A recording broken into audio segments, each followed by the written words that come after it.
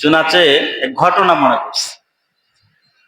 আশরাফ আলী থানভী রহিমাহুল্লাহ অনেক বড় আলেম ছিলেন, জীবনে হাজার হাজার কিতাব লিখছে। উনি এক কিতাব লিখছে পছন্দিদা ওয়াকিআত, পছন্দনীয় কিছু ঘটনা বলে একটা কিতাব আছে ওনার। ওই কিতাবের মধ্যে ঘটনা নিয়ে আসছে। একজন আরব শায়েখ, বড় আলেম, পরহেজগার, আবেদ, জাহেদ, নামাজি, ভদ্র সভ্য, দিনদার, একদম খুব ভালো ব্যক্তিত্ব, তাহাজ্জুদের নামাজ পড়ে এমন একজন ব্যক্তি একদিন মারা গেছে। তার আত্মীয় স্বজন তাকে মুসলমানদের কবরের মধ্যে দাফন করছে। কিছুদিন, 1 বছর 2 বছর পরে ওই ফ্যামিলিতে আরেকজন মানুষ মারা গেছে। তো তারা ভাবলো যে কবর তো দিতেই হবে, তো আগে আমাদের আত্মীয় যে কবরের মধ্যে দিচ্ছে ওই কবরেই কবর দেব, কারণ ওই লাশটা তো এখন আর নাই। তো ওখানে কবর দেওয়া যায় আছে না নাই? আছে। তো তারা কবর খুঁড়ছে। কবর খুঁড়ার পরে দেখে এখানে লাশ, কাফন কাফন পরানো আছে, কাফন পরানো লাশ। কাফনটা নষ্ট হয় নাই। তারা ভাবে এটা আবার কি। ওটা খোলার পরে দেখে ওখানে মহিলা ব্যক্তি, মহিলা মহিলা আরবের না, দেখতে ফ্রান্সের মহিলা। কিসের মহিলা? ফ্রান্স, চিনেন তো ফ্রান্স। আজীব হয়ে গেছে। দাফন কাফন করাইলাম মুসলমান রে, পুরুষ মানুষ রে, আমাদের আত্মীয় রে, এখন দেখি এখানে লাশ হইল ফ্রান্সের। ফ্রান্সের মানুষ তো মুসলমান না, এ আসলো কোথা থেকে? আবার মহিলা মানুষ। এই ঘটনা হজের মৌসুম ছিল, পুরা মক্কায় ছড়ায় গেছে। এক লোক ফ্রান্স থেকে হজ করতে আসছে, সে দেখতে গেছে, মহিলার চেহারা দেখে চিনা ফেলছে। এ তো আমার চিনা চিনা। চিনা তো এখানে কেন? এই মহিলাটা আমি যে বাড়িতে কাজ করতাম ফ্রান্সে, সেই খ্রিস্টান পরিবারের একটি মেয়ে, খ্রিস্টান পরিবারের একটি মেয়ে।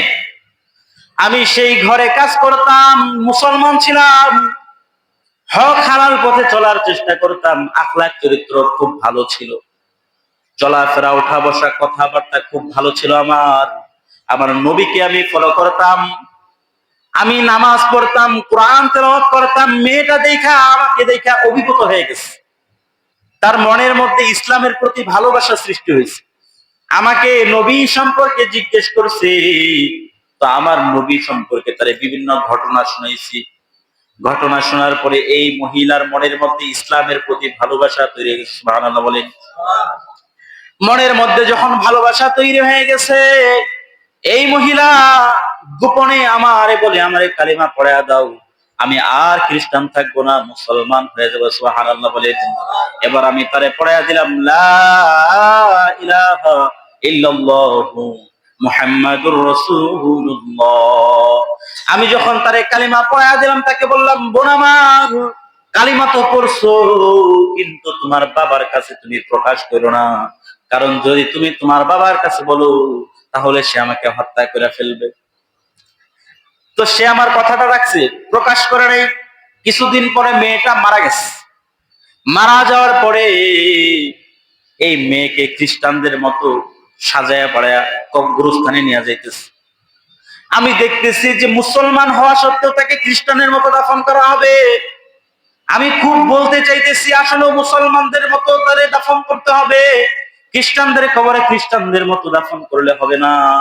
কিন্তু আমি সাহস পাই নাই, হতে পারে তারা আমারে হত্যা করবে, কারণ মুসলমান তো আমি তারে বানাইয়া দিছিলাম, তো দোষ তো আমার। তাদের চোখে তো দোষ, এটা আসলে তো দোষ না। চুনাচে এইভাবে আমি যখন তাকে বলতে পারি নাই, তার ফ্যামিলিকে না বলার কারণে তাকে ওইভাবে কি করছে, দাফন করে দিছে। আমার মনের মধ্যে কষ্ট ছিল, হায় সে মুসলমান হয়ে গেছে, আমি তো সাক্ষী। তার যে কবরটা আছে, এই কবরটা যদি মুসলমানদের মতো দাফন দেওয়া হইতো কতই না ভালো হইতো। এই জন্য মনের মধ্যে কষ্ট ছিল আমার। আজকে যখন আমি শুনলাম এই কবরস্থানের গুরুস্থানের মধ্যে একটা মেয়ে দেখা গেছে যে ফ্রান্সের মতো দেখা যায়, আমার মনে হয়েছে আল্লাহ হয়তো তার এই দেহটাকে এখানে নিয়ে আসছে কুদরতি ভাবে। সুবহানাল্লাহ বলেন। এটা হইতে পারে না? অসম্ভবের কিছু? আল্লাহ চাইলে পারেন না? পারেন না? আল্লাহ সব পারে, আল্লাহ সব পারে। চুনাচে আমার মনে হয়েছে তো আইসা কনফার্ম হয়ে গেলাম, তাহলে বুঝলাম কথা যে এখানে মেয়ে মহিলার লাশ আসছে। কেন আসছে? কারণ সে মুসলমান হয়েছে, তার মনের মধ্যে সে আসলেও খ্রিস্টান ছিল, কিন্তু ঈমান আনার কারণে তার মনের মধ্যে আমার নবীর প্রতি ভালোবাসা ছিল। এই ভালোবাসার কারণে আল্লাহ তাআলা তাকে এই মর্যাদা দান করছে। কিন্তু এখানে যে আলেম ছিল সে কোথায় গেল? এখানে যে আলেম ছিল সে গেল কই? তুমি একটু ফ্রান্সে যাও, ফ্রান্সে যে ওই মেয়ের কবরটা খুঁড়ে দেখো, ওখানে যেতে পারো। ঠিক আছে, গেল। যাওয়ার পরে ফ্যামিলির কাছে যা বলে, ঘটনা তো একটা ঘইটা গেছে। ভাই কি করছে? আমি মক্কা শরীফে গেছি, মক্কার এক আলেমের কবরের মধ্যে আপনার মেয়ের লাশ দেখা গেছে। পাগল হইছো? তোমার সামনে না লাশ দাফন করলাম আমাদের গুরুস্থানে, ওই জায়গায় যাবো কেমনে? চ্যালেঞ্জ দিয়া বললাম, আপনি খুঁড়া দেখেন, আপনি আপনার লাশ পাবেন না। ঠিক আছে, করো। কিন্তু প্রশ্ন হইল, সে ওখানে গেছে, সে বইলা দিছে আসলে আপনার মেয়ে মুসলমান হয়ে গেছিল, মুসলমান হওয়ার কারণে হয়তো আল্লাহ তাকে এই সম্মান দান করছে। এবার তার গুরুস্থানে যায় কবর খুঁড়তেছে। কবর খোঁড়ার পরে দেখে একটা লাশ কাফন পরা। খ্রিস্টানরা তো কাফন পরায় না, ভিন্নভাবে। এটা তো মুসলমান মুসলমান স্টাইল। তার মানে বিচারের কথা মনে কিছুটা ঠিক ঠিক আছে, বুঝলাম। মুখ খুলে দেখে, মুখ খোলার পরে দেখে বিশাল বড় দাড়ি, সুন্দর চেহারা আলেম এখানে শুয়ে আছে। এবার বলে, আলেম এই লোক কোথা থেকে আসলো? মুসলমান ব্যক্তি এই খ্রিস্টানদের কবরের মধ্যে কেমনে আসলো? তারা আশ্চর্য হয়ে গেছে। খবর পাঠিয়ে দিয়েছে চিঠির মাধ্যমে, ভাই শুনে নাও, তোমরা যেই ধারণা করছো সেটাই ঠিক। এই খ্রিস্টান মহিলার যে লাশটা আছে মুসলমানদের কবরে চলে গেছে, আর মুসলমানের যে লাশ আছে সেটা খ্রিস্টানের কবরের মধ্যে চলে গেছে।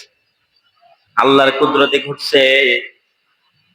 তো ওই মেয়ের জন্য এটা রহমত হইল, আলেমের জন্য কিন্তু রহমত না, এটা গজব।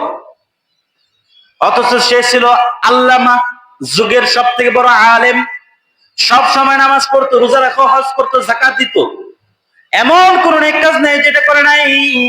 এত নেককার পরহেজগার হওয়া সত্ত্বেও এই অঘটন কিভাবে ঘটলো? আলেমদের একটা টিম ঘটন হইয়া তারা ইনভেস্টিগেশন শুরু করে দিল, খোঁজাখুঁজি শুরু করলো, কি কারণে এমন গজব আসলো। যার কাছে জিজ্ঞেস করে ইমাম সাহেব কেমন ছিল, বলে খুব ভালো মানুষ ছিল, তাহাজ্জুদের নামাজ পড়তো, ভদ্র সভ্য ছিল, দিনদার পরহেজগার হাফেজ জাহিদ ছিল, কোনদিন তাকে অন্যায় করতে দেখি নাই, কোনদিন তাকে খারাপ কথা বলতে শুনে নেই। তাহলে কি অপরাধ? স্ত্রীর কাছে গেছে, স্ত্রীও বলে সে স্বামী হিসেবে খুব ভালো ছিল, আমার সাথে কোনোদিন খারাপ ব্যবহার করে নাই, আমার সাথে কোনোদিন বাজে কথা বলে নাই, আমার সাথে খুব ভালো ব্যবহার করতো, পরহেজগার ছিল। কারণ মেয়েরা, মহিলারা স্বামীর ব্যাপারে খুব ভালো জানে।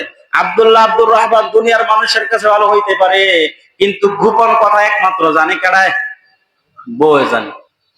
এই জন্য নবী বলে, বউয়ের কাছে যে ভালো সে হইতে সব থেকে ভালো। চোনাচে বউ বলতেছে সে খুব ভালো ছিল, তাইলে তো সম্ভব না। এত ভালো মানুষ খ্রিস্টানের কবরের মধ্যে তার লাশ গেল কেন? লাশও অক্ষত আছে, চেহারাও ভালো, বোঝা যায়। শেষে মাসে আরেকটু চিন্তা করে বলেন, ডিপলি চিন্তা করেন, আরো গভীর ভাবে চিন্তা করে বলেন, কিছু একটা তো আছে।